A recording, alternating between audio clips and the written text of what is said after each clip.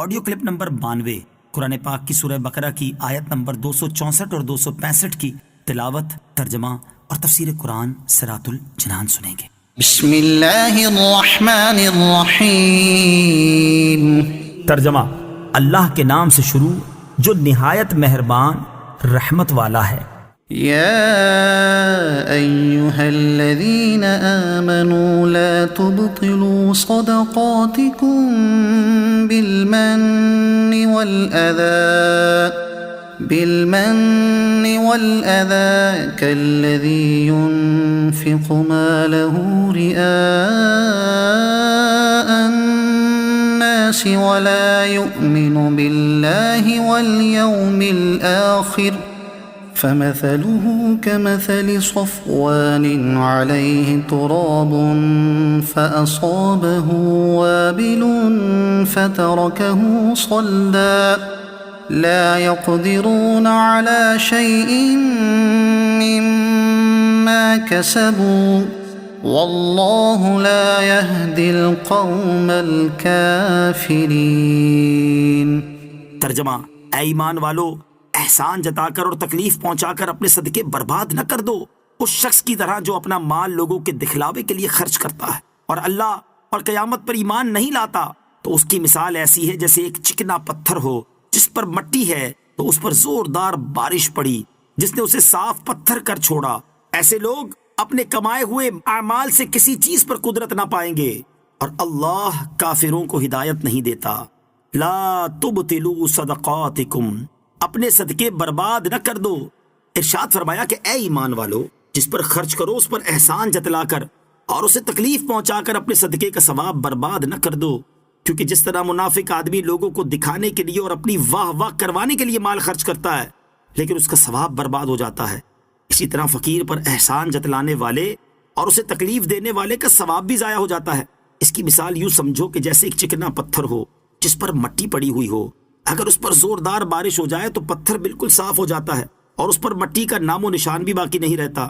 یہی حال منافق کے عمل کا ہے کہ دیکھنے والوں کو معلوم ہوتا ہے کہ عمل ہے اور روز قیامت وہ تمام عمل باطل ہوں گے کیونکہ وہ رضائے الہی کے لیے نہ تھے۔ یا یوں کہہ لیں کہ منافق کا دل گویا پتھر کی چٹان ہے، اس کی عبادات خصوصاً صدقات اور ریا کی خیراتیں گویا وہ گرد و غبار ہیں جو چٹان پر پڑ گئیں جن میں بیج کی کاشت نہیں ہو سکتی۔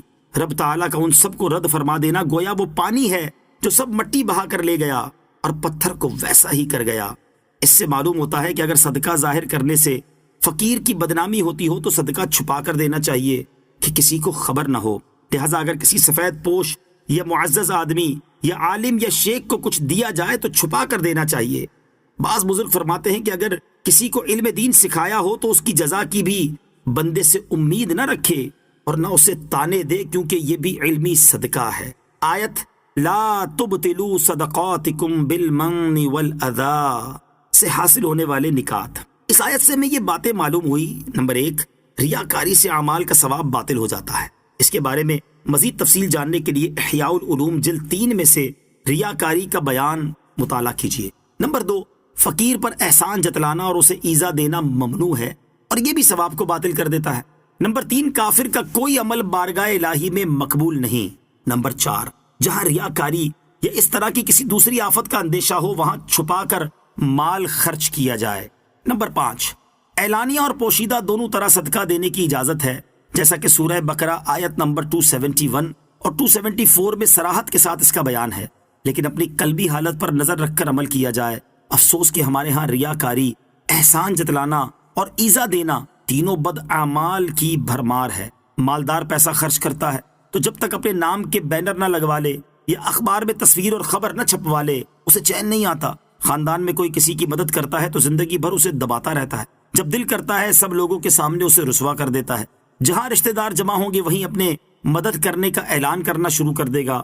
اللہ تعالیٰ ایسوں کو ہدایت عطا فرمائے۔ وَمَثَلُ الَّذِينَ يُنْفِقُونَ أَمْوَالَهُمُ ابْتِغَاءَ مَرْضَاتِ اللَّهِ وَتَثْبِيتًا مِّنْ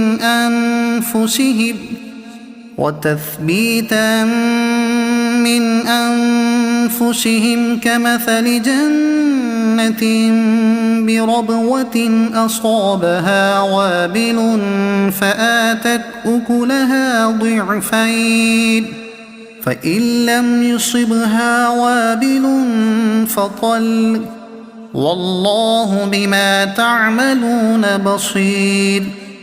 ترجمہ، اور جو لوگ اپنے مال کی خوشنودی چاہنے کے لیے اور اپنے دلوں کو ثابت قدم رکھنے کے لیے خرچ کرتے ہیں، ان کی مثال اس باغ کی سی ہے جو کسی اونچی زمین پر ہو، اس پر زوردار بارش پڑی تو وہ باغ دگنا پھل لایا، پھر اگر زوردار بارش نہ پڑے تو ہلکی سی پھوار ہی کافی ہے، اور اللہ تمہارے کام دیکھ رہا ہے۔